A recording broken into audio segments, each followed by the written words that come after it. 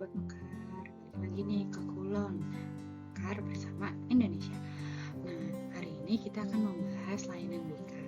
Oh iya, sebelumnya bagi yang belum kenal dengan saya Jessica Sandri sebagai seorang pendidik dan praktisi di bimbingan konseling. Senang sekali nih berbagi insight mengenai bimbingan dan konseling. Buat teman-teman yang mau tahu lebih lanjut, boleh ya follow menjadi Mekar bersama. Oke, fungsi layanan. Ternyata BK itu bukan hanya mengatasi masalah gitu ya. Jadi udah ada masalah terus BK-nya turun, itu bukan hanya itu loh. Tuh. Lebih ada 10 fungsi layanan BK. Yang pertama itu pemahaman diri dan lingkungan.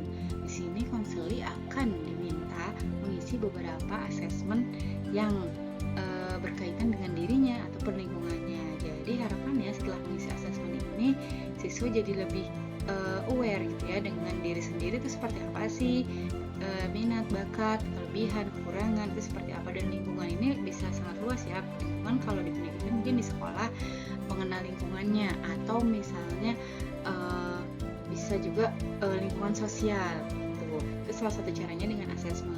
Tapi juga banyak cara lagi, misalnya layanan informasi, kemudian layanan layanan lainnya itu sangat berguna untuk mengetahui pemahaman diri dan lingkungan dari konseli. Lalu yang kedua ada fasilitasi pertumbuhan dan perkembangan nih. Jadi konseli itu kan bukan hanya tumbuh secara fisik ya. Jadi tumbuh itu secara fisik, berkembang secara mental. Jadi difasilitasi nih dengan diberikan layanan bimbingan dan konseling di bidang pribadi, sosial, belajar, dan karir. Harapannya bukan hanya tubuhnya yang menjadi lebih besar, tapi juga perkembangan mentalnya juga sesuai dengan tugas perkembangannya. Lalu ada penyesuaian diri dengan diri sendiri dan lingkungan. Nah, di sini konseli itu sudah paham tentang diri dan lingkungan. Harapannya bisa menyesuaikan diri dengan diri sendiri, dengan lingkungan gitu.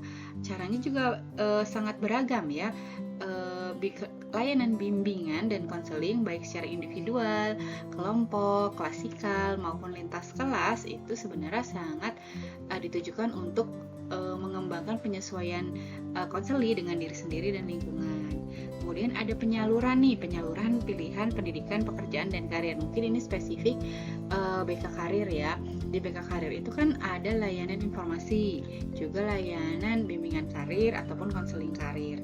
Nah, di situ tujuannya untuk menyalurkan pilihan pendidikan, pekerjaan, dan karirnya konseli gitu. Jadi walaupun sangat beragam, tinggal memilih konseli membutuhkan layanan bimbingan atau konseling, itu bisa juga dimanfaatkan untuk penyaluran ini.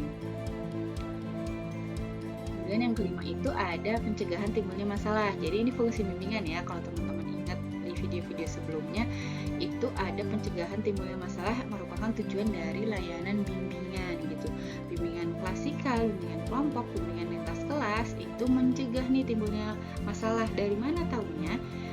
Dari pertama mungkin dari asesmen yang di awal tadi. Di asesmen di awal ternyata ada ciri-ciri konseli yang kira-kira akan mengalami masalah. Nah, sebelum masalah tersebut timbul atau muncul, itu bisa dicegah gitu, ataupun dengan cara-cara lainnya, misalnya dengan laporan observasi dari pihak-pihak lain seperti guru atau wali kelas, kemudian dari mungkin kepala asrama atau mungkin dari kepala lapas gitu. Nah, itu sebenarnya bisa mencegah timbulnya masalah. Kemudian ada juga fungsinya perbaikan dan penyembuhan. Nah, ini ciri khas dari layanan konseling.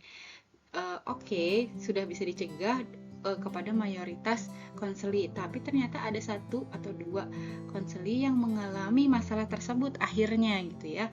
Nah, ada kok fungsi perbaikan dan penyembuhan gitu ya. Dengan layanan konseling, berbagai teknik bisa diterapkan sesuai dengan kebutuhan masalah konseli.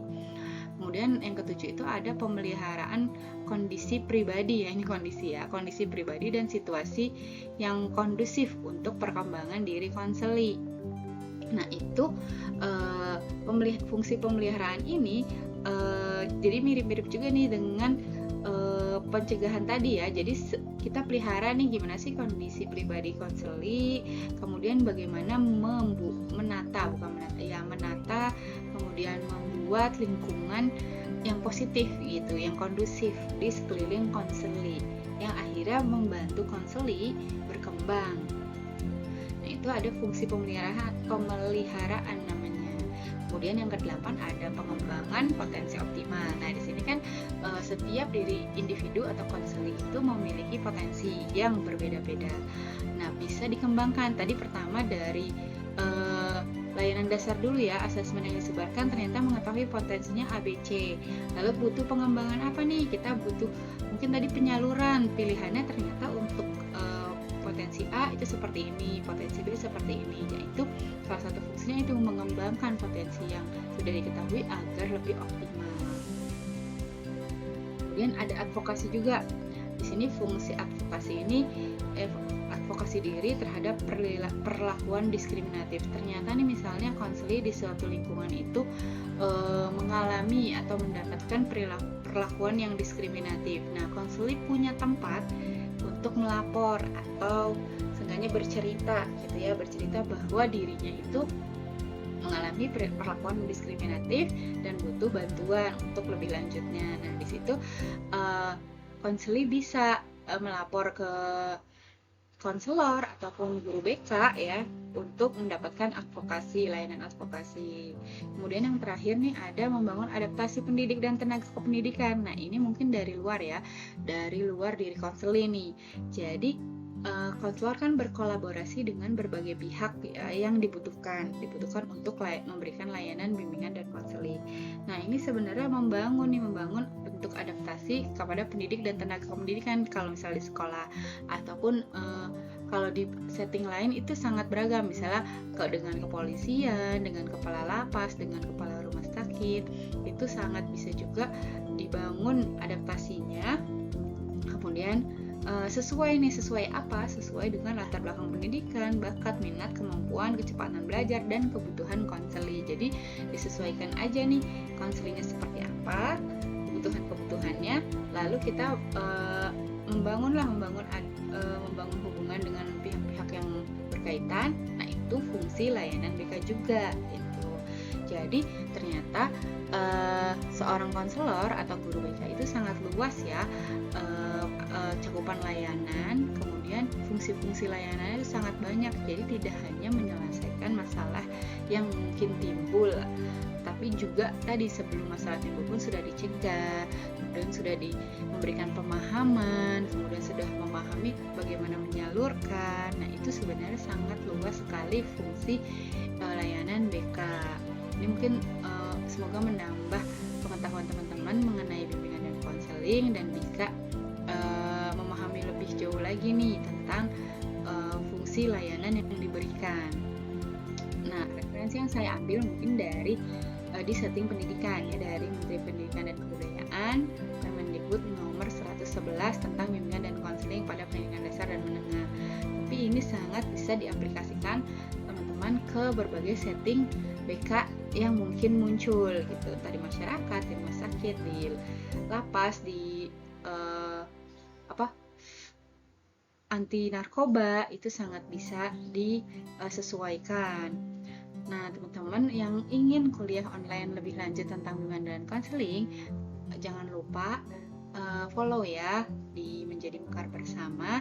Itu follow, like, subscribe. Terus kalau misalnya teman-teman ngerasa ada hal-hal yang kurang nih atau masih perlu diperbaiki, itu silahkan tulis saja di kolom komentar. Terima kasih atas perhatian teman-teman. Semoga teman-teman selalu dilancarkan.